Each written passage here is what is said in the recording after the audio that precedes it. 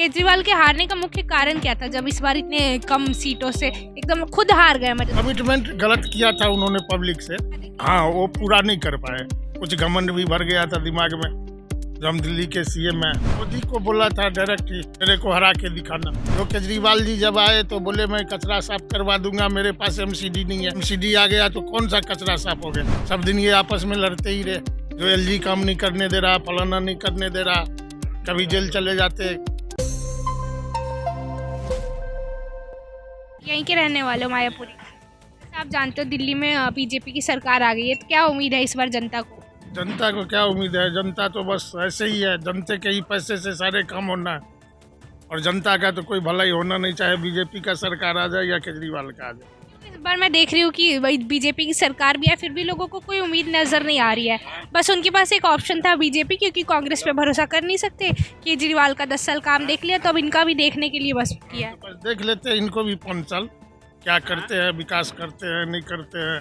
अब ये देख रहे हैं रेली पटरी बने हुए, रोड ब्लॉक हो रखे हैं। अब क्या करेंगे वो तो समय आने पे ही पता चलेगा। तो ये भी डरे हुए हैं कि उनके घर गिरेंगे, मतलब झुग्गी झोपड़ी जो बहुत सारी है वहाँ के लोग ये डरे हुए हैं कि उनके घर गिरेंगे। फिर से यहाँ पे भी जातिवाद का मुद्दा मुख्य हो जाएगा, जो दिल्ली बची हुई थी इन सब चीज़ों से। वो तो वही जानेंगे ना, करने वाले ही झुग्गी तोड़ेंगे तो फिर अगले बार नहीं आएंगे। फिर तो अगले बार केजरीवाल ही आ जाएंगे। उन्होंने जो वादे किए हैं वो पूरा नहीं करेंगे तो फिर केजरीवाल ही आएंगे, कांग्रेस तो आएंगे नहीं। केजरीवाल के हारने का मुख्य कारण क्या था जब इस बार इतने कम सीटों से एकदम खुद हार गए? मतलब तो मुख्य कारण क्या था उनका?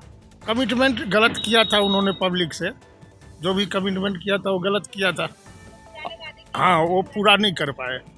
मेन वजह था कुछ घमंड भी भर गया था दिमाग में।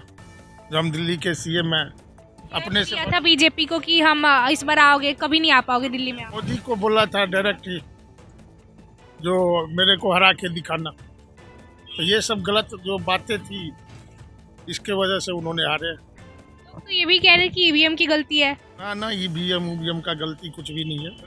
ये तो माहौल ही ऐसा था बीजेपी का जो जीतना ही जीतना था। कांग्रेस का क्यों एकदम इस बार सीट ही नहीं मिली? मतलब पहले की 10 साल पहले इसकी सरकार तो कांग्रेस की थी ना, उस टाइम कुछ तो काम किए होंगे। कांग्रेस ने इलेक्शन नहीं लड़ा, कांग्रेस ने केजरीवाल को हराने के लिए इलेक्शन लड़ा था। ये कांग्रेस भी कह रहे हैं कि गठबंधन हो सकता है कांग्रेस और बीजेपी के विधायक, मतलब कांग्रेस के जो विधायक है बीजेपी में आ सकते हैं। अगर इंडिया गठबंधन जैसे था वैसे अगर लड़े जाते इलेक्शन तो केजरीवाल नहीं हारता दिल्ली में। ये फैक्ट बात है। मोहल्ला क्लिनिक है यहाँ पे आसपास, हाँ, पीछे है मोहल्ला क्लिनिक। दवाइयाँ मिलती है, डॉक्टर रहते हैं, डॉक्टर तो रहते हैं, दवाइयाँ भी मिलती है, लेकिन ऐसे ही है। काम चला हुआ है। हमने ये भी सुना है कि मोहल्ला क्लिनिक जो 10 सालों में सिर्फ 2-3 साल बढ़िया चली, उसके बाद यहाँ पे ना डॉक्टर मिलते थे और दवाइयाँ भी मिलती है तो छोटी मोटी, जैसे बुखार जुकाम। उसके बाद जो बड़ी मोहल्ला क्लिनिक का जो काम है वही तो करेंगे। अब किसी हॉस्पिटल का काम मोहल्ला क्लिनिक में थोड़े होना। छोटी लोग ये उन्होंने तो कहा था कि हम हॉस्पिटल जो आपके मोहल्ले में लाएंगे, इसका मुख्य उद्देश्य यही था कि हम पूरी सुविधा आपको प्रोवाइड करेंगे आपके इलाके में, आपके मोहल्ले में। कमिटमेंट जिन्होंने किया गलत किया, तभी ये परिणाम आया ना। हर एक चीज तो खड़े नहीं होते, और क्या करते हो। ये भी कह रहे हैं कि जो इनके ऊपर घोटाले का इल्जाम लगा था, तो बीजेपी में भी कई सारे लोग हैं जो अपना बड़ी बड़ी कोठी बना रहे हैं, फिर बड़ी बड़ी घोटाले कर रहे हैं और कई सारे स्कैम कर रहे हैं, तो उनके खिलाफ क्यों नहीं मुकदमे होते? सब गलत काम था। अब केजरीवाल ने शीश महल बनवाया, आज केजरीवाल वहाँ से हार गए तो अब तो मोदी जी के ही सरकार आएंगे तो उन्हीं को रहना, केजरीवाल को थोड़े रहना वहाँ पे। वो तो गवर्नमेंट का था ना, कोई उन्होंने अपना संपत्ति बनाया नहीं। ये सब तो फिजूल की बातें हैं राजनीति में। और राजनीतिक जो है जो नेता है वो अपना घर बनवाते हैं, तो उन्होंने कर दिया, तो इसमें कौन सी बड़ी बात है? ये इतना बड़ा मुद्दा क्यों बन रहा है? नहीं, बोल मुद्दा होना ही नहीं चाहिए ना, लेकिन इन लोग ने अपने वोट बैंक के चक्कर में अफवाहें फैला के गलत बातें बोल के इलेक्शन करवाए हैं और मुद्दा बनाए हैं इस मैटर को। यहाँ पे भी आपको लगता है कि अब हिंदू मुस्लिम होगा, दिल्ली में भी कट्टरपंथी बढ़ेगी? ऐसा कुछ नहीं है, ऐसा कुछ भी नहीं है। जैसे यहाँ पे हमने सुना है कि यहाँ पे कई सारे 8-9 पार्क है, उसमें से सिर्फ एक पार्क है जो बढ़िया है, बाकी सारे जितने भी पार्क हैं वो इलीगल स्कैम के द्वारा या फिर प्राइवेट जितने भी हैं उनके द्वारा कब्जा किया गया है। तो ये बातें हैं सच है या फिर सिर्फ ये सच है? ये कि कभी आप लोगों ने कंप्लेन की कि वो पार्क जब बनवाएंगे तो? हमने तो इतने बार कंप्लेन किया है। यहाँ पार्किंग बने हुए, उसमें बिल्डिंग मटेरियल का दुकान है। ये पार्किंग है, ये एमसीडी के पार्किंग है, हमारी गाड़ियाँ खड़ी होती है, हम उसका पार्किंग का फीस देते हैं और हमें गाड़ी खड़ी करने के लिए नहीं देके यहाँ बिल्डिंग मटेरियल का दुकान खुला हुआ। ये और इसमें पुलिस को आप कंप्लेन करोगे तो पुलिस आपके ऊपर मुकदमे ठोक देगी, क्योंकि उनका तो यही कहना है ना कि ये हाँ हाँ। और फिर केजरीवाल विधायक के पास आप जाओगे तो कह देंगे पुलिस केंद्र के अंदर में आती थी जब केजरीवाल की सरकार थी। आप देखना है ये कि केंद्र के अंदर में तो है ही ना, अगर आप स्टेट में हो तो आपको ये चीज़ें देखना पड़ेगा। आने हैं जो केजरीवाल जी जब आए तो बोले मैं कचरा साफ करवा दूंगा, मेरे पास एमसीडी नहीं है। एमसीडी आ गया तो कौन सा कचरा साफ हो गया। ये भी कह रहे हैं कि एमसीडी की वजह से ही हारे, क्योंकि एमसीडी में साफ सफाई की नहीं, मुख्य कारण ये भी था।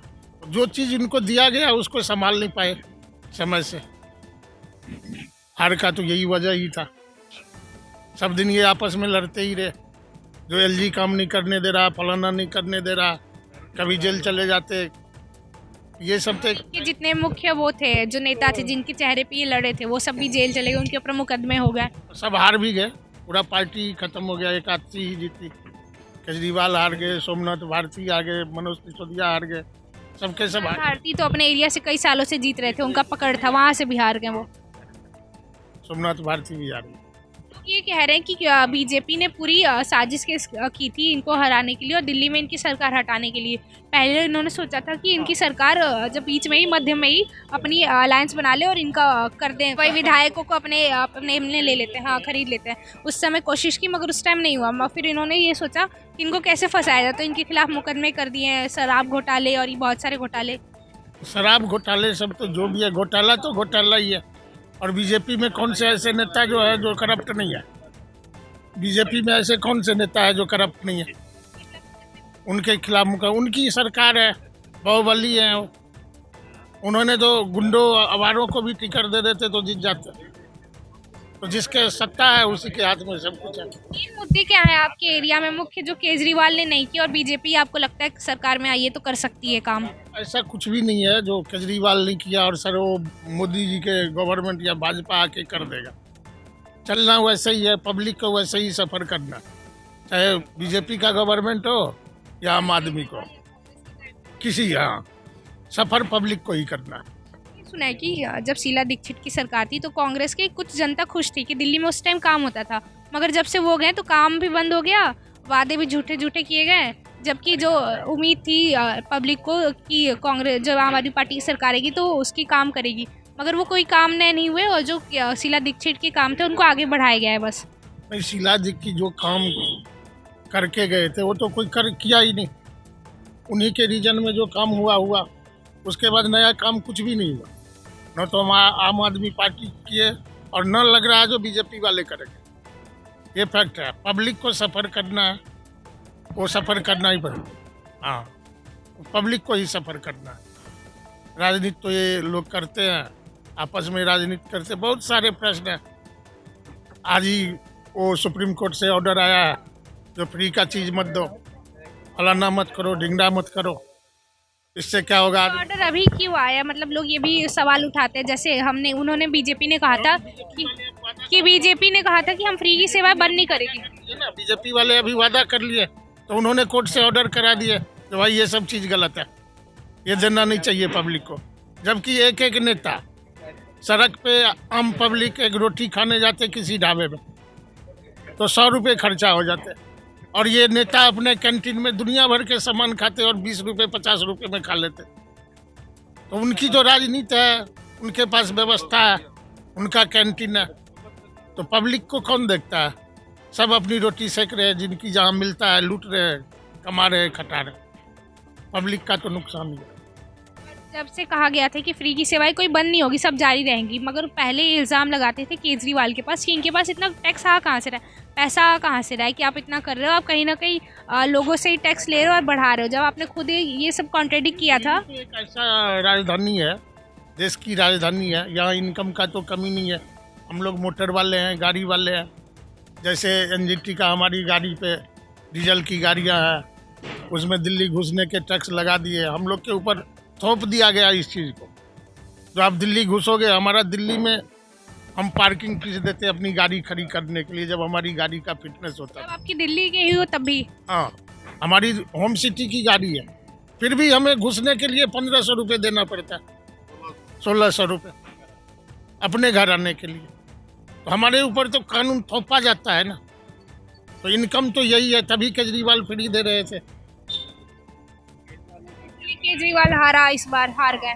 बिल्कुल यही थे, पब्लिक परेशान हो गए। सेफ्टी कैसी है इस एरिया में, मायापुरी इलाके में? महिलाओं की सुरक्षा, एक हमने सुना है यहाँ पे बहुत सारे नशे सामने होते हैं लोगों के, लोग कुछ नहीं कर पाते उनके सामने क्योंकि पुलिस की मिली भगत होती है।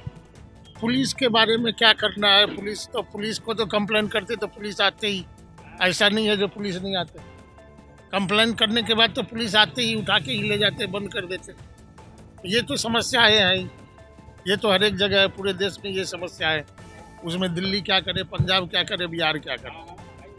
नशा करने वाले करेंगे ही, अपराध करने वाले अपराध करेंगे ही, इसमें किसी का कोई रोल नहीं। ये भी कह रहे थे कि केजरीवाल के हारने का कारण ये भी था कि ये जो एक पे एक मुफ्त दारू की सेवा लिखकर फ्री कर दी थी, उसकी वजह से भी क्राइम रेट बहुत इंक्रीज हुआ था दिल्ली में। तो लोगों ने देख सकते थे कि उनके सामने उनकी महिलाएं सुरक्षित नहीं थी इन सब क्राइम की वजह से, वो भी मुख्य कारण था हारने का। देखिए, ये दारू वाली जो बातें हैं, ये तो दारू एक के साथ एक फ्री कर दिया तो बीजेपी वाले को कष्ट हुआ।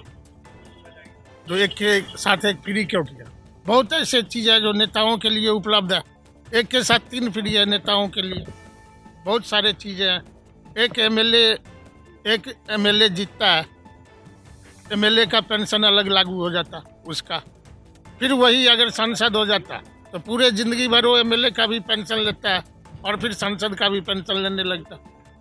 वो चीज़ फ्री नहीं दिख रही गवर्नमेंट को, क्योंकि वो उनके लिए है। लेकिन केजरीवाल ने एक के साथ एक दारू फ्री कर दिया तो इससे क्राइम बढ़ गया, ऐसा कुछ नहीं है।